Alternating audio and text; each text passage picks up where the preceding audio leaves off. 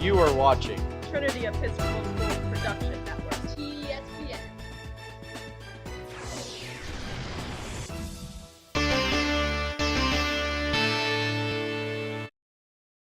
All right, I am thrilled to be joined here with wide receiver, sometimes defensive back, Penn State commit, De'Vion Brown, the man they call Fat Rat. I tell you what, man, high school happens fast. It feels like not long ago we were watching you in your first high school game score 3 touchdowns, all 3 touchdowns in a 21-7 win at Benedictine. And now here you are, senior year, getting ready to compete again. You've got college behind you in terms of the recruiting. Just how excited are you to finally be a senior? I'm very excited. Got this opportunity to compete with my brothers. I came in high school with them, and I'm just ready to finish it all with them. So looking at the season, I know you guys always have big goals. Love to ask you first of all, I'm sure you have some individual goals, and then also what are the team goals in your mind this year? My biggest team goal this year is, of course, winning the state championship. I think we have the team, the players to do it, the brotherhood. So that's one of the main things I'm focused on this year. I wouldn't really say I'm focused on, individual goals, just, trying to secure that state championship win.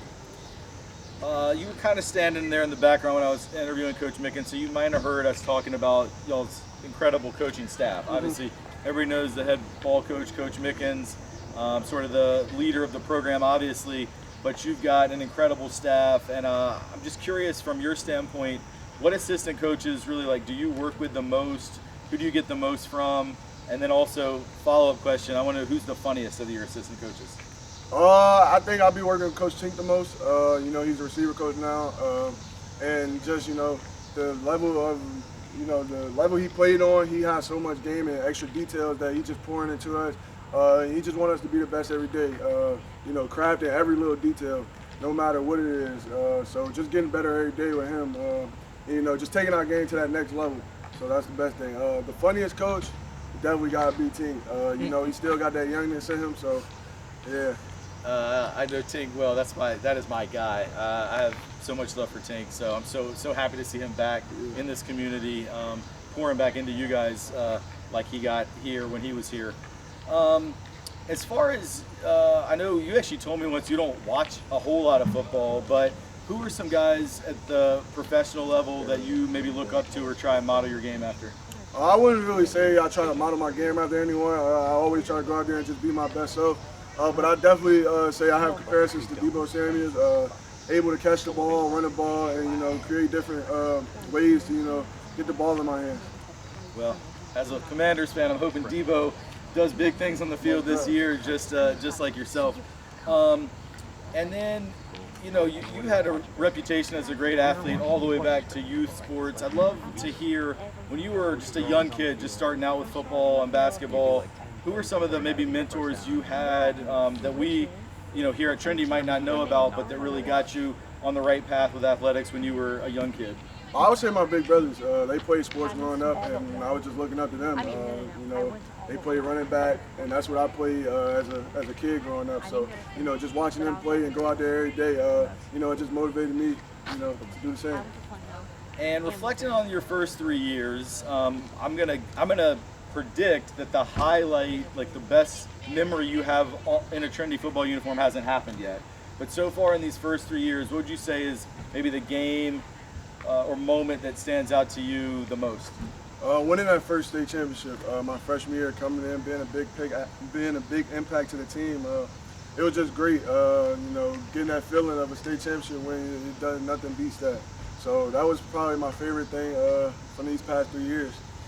Well, I said that was the last question, but I got to follow up because your freshman year, that 2022 season, and that senior group, I guess they would have been class of 23, just a remarkable group of athletes, leaders, football guys, but leaders in the school and in the community. What did it rub off on you getting to learn every day just as a young freshman, 14 years old when you started here, from some of those guys, and maybe shout out a couple that had a big influence on you? I think Elijah, Z, Cam, and all of them were great mentors. They gave us so much game, and they just poured it into us. And that group, we were ninth graders then. So now I feel this team has some of those traits, some of those leadership traits, and that's just passed down to us. So that's why I think this team will be really good this year. All right, thanks so much, Devion, for giving us the time. Cannot wait to watch you on the field. Oh, I don't know what, 11, 12 more times here in your high school career, wearing the blue, the green, the white, maybe some gray, and just can't wait. And I know folks up in Happy Valley are excited to see you get up there about a year from now too. Top 5 team up there at Penn State this year. So, well, you know, the one thing they're missing for this year is you. So, you know, but you're going to take them to the next level. All right, thanks so much, Fat, for joining us as always. I'm sure we'll get you again this year on the podcast, and best of luck this season. Thank you. Here we are, TESPN Media Day with the head ball coach himself, Coach Sam Mickens. And Coach Mickens, you talk a lot about the standard is the standard, and you and I have talked in this early phase of the season and the off season that these seniors this year are living up to that standard so far. Now, when the pads start popping and the stands are full, obviously you never know for sure what's going to happen, but what has impressed you most so far about your senior leaders? That these guys have worked consistently together, stayed together through adversity. You know, some guys leaving and other things happening, and just the way the season ended last year, it was a really tough way to end the year, and that's really propelled them and fueled the program to bringing things back to what we know as the standard. So you referenced how last year ended. I'm sure probably most people watching this will be aware that state semifinal pretty much played perfect 3 quarters, especially the defensive end of the ball. I don't think the opponent crossed midfield for the first 3 quarters, and then a couple momentum plays. And we know, you know, the rest. I mean, hats off to the Cadets for coming back and a 1-point defeat for the Titans. How frequently have you thought about that, and do you use it as a motivator? I'm sure the kids do. Is it something people talk about, or is it just kind of that unspoken thing that we, you know, can't allow that to happen again? Well, from my perspective, once I get past Christmas, that's it. You know, I really put everything to bed at that point, and but up till then, yeah, I didn't sleep very much. I was a lot of angst. I mean, we spoke a lot. I mean, there was a lot going on there. But once we got past that point, the kids talk about it every day. That's something that the kids will never. I know in my time here, I think we'll always have really good special teams from this point on. It's a constant reminder. But what it's a reminder of is that, and this is for all programs here at Trinity, you can't take a second off, right? Like, you've got to be sharp at all times. And the second you're not sharp once, you don't know if that's a spark or whatever it's going to be, the momentum play that's going to propel another team to take over your momentum. And, you know, maybe it's not always in a semifinals game, but, you know, needless to say, it's definitely something that every team can look at and learn from. Yeah, I've thought about that game too, and now with 10 months later, the perspective, like, we've been on the fortunate end of some classics here in the Trinity football program in the last several years. A 2-point conversion to win a state championship game in overtime, a last-second field goal to win a state semifinal game, interception in the end zone to beat St. Christopher's last year, just a few off the top of my head. Sean Riley, interception in the end zone, 19, beat St. Christopher's. Yeah, I mean, the kind of miracle drive, I think, to go the length of the field against Woodbury in a game that looked potentially lost a couple years back. And you would be even more familiar with that than I am. And it occurs to me, like, you don't get to always have the, you know, every once in a while, whether, you know, sometime you have to be on the other side of that coin, and that's sports, right? So, I mean, we've been on the positive end of a lot of classics, and sometimes, you know, from a basketball standpoint, like, you win some on a buzzer beater, you'll never forget, and you lose some on a buzzer beater, and you don't forget those either. But that's when you sit back as an old man like me and reflect, those are the games you'll always remember, and that was a special, special day out there, even with a tough ending for us. I think you'll like this. You know, midfield, shaking Greg's hand, and ultimately it ends up being Greg's last game. You know, the great Greg Lilly's retired. The only thing I'm upset about is I don't get a chance to beat him. But he said, "That's it. I can end it now, because now I've paid you back for the 2-point conversion." And so he had never forgotten the 2-point conversion. Like, the 2-point conversion had burned him up until I guess they're 21 points in the 7 minutes. I respect that, and shout out Coach Lilly if you see this. Like, yeah, I mean, I love it. I mean, I get it. All right, shifting gears.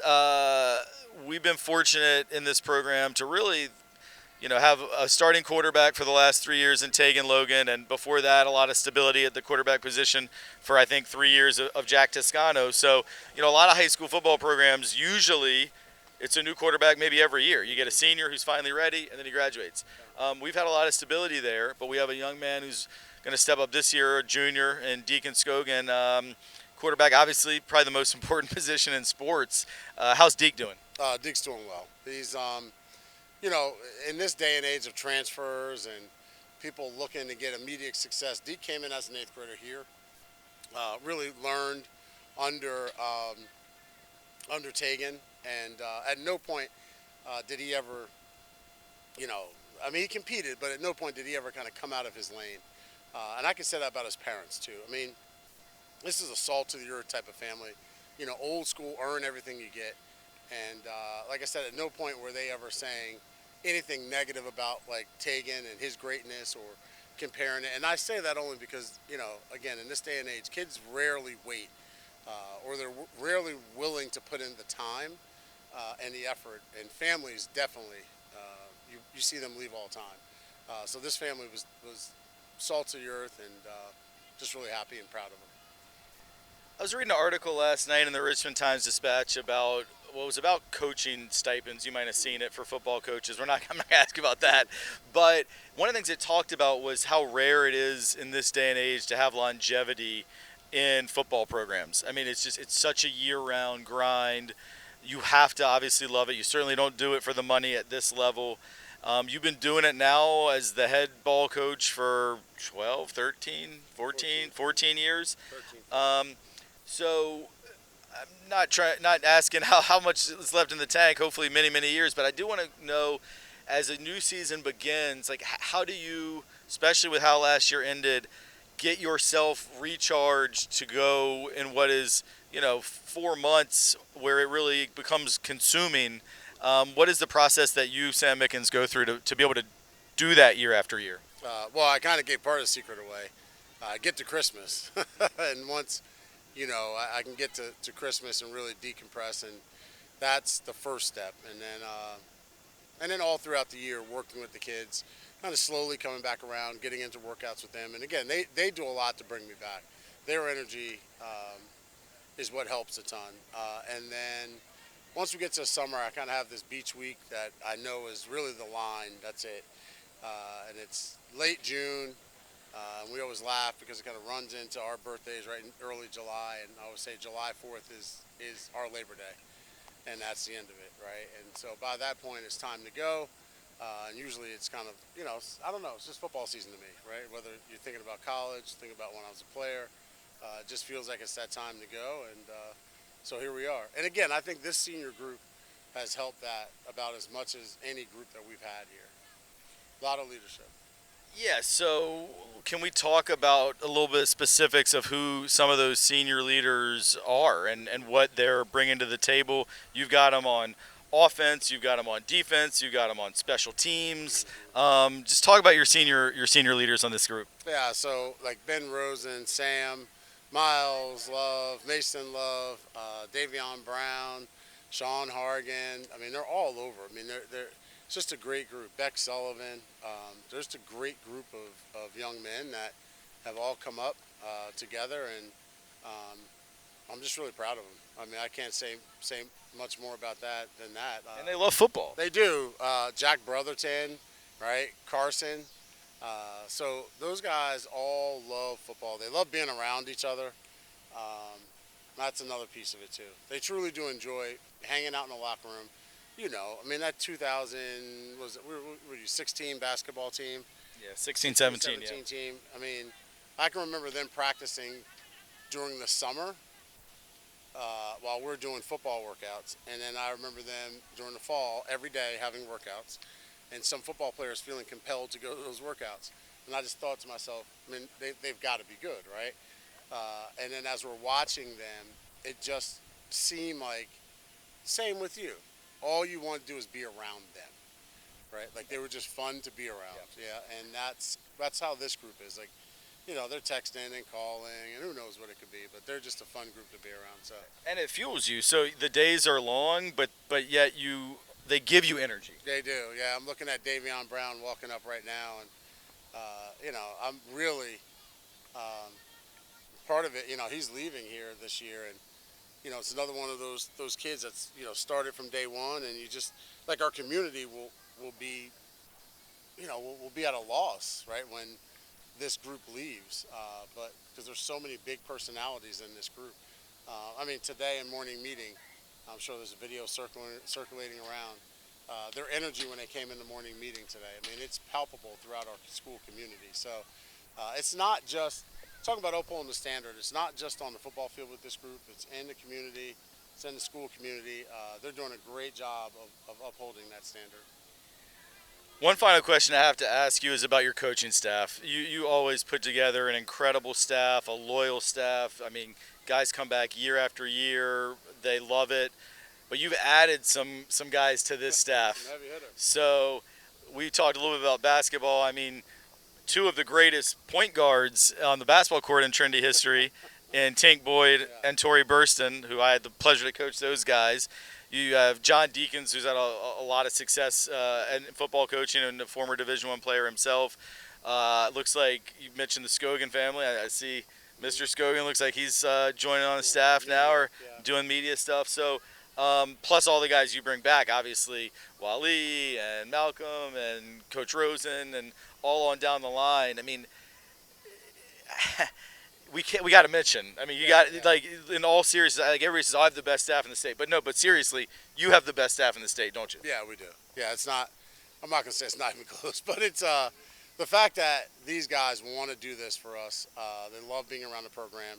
I think the big key is this year was to build culture, as much culture as we possibly could, and what better way than two of the greatest Trinity unifiers of all time, right? And TB and Tink Boyd, and they're legends. And they're TB and TB. That's right, TB and TB, and they were great here as students, and they're great as coaches, great as players as well. And then Tom Siasia is helping out as well. Yeah, right. Another awesome offensive mind. But again, Coach Nuck, got to talk about oh, Coach Nuck. Nuck Daddy's always there. Crash Out's always there. So, but when you think about our core of coaches. The fact that core of coaches is allows them, right, to do that stuff, right? Our core of coaches takes advice from them. Our core of coaches listens to them. That's the key. That's the key. I got a team pulling up. Yeah, all right. It looks like Phoebus has arrived, getting ready for a scrimmage. Good luck tonight. Hope it goes great, and good luck the rest of the season. Cannot wait to see y'all try and get this Prep League championship, state championship, and we're going to enjoy the ride right along with you, Titan Nation. Thanks, Coach. Appreciate you. All right, Coach.